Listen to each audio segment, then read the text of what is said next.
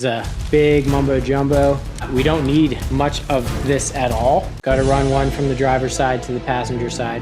Passenger side then goes straight down to switch number 1, which is going to be my ditch lights. Happening a lot quicker than the last 2 videos.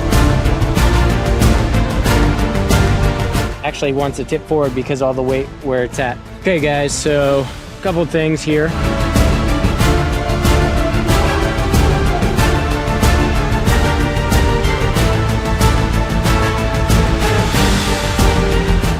Switch Pro app again. Man. Jeez, it's like the bat symbol. That's insane.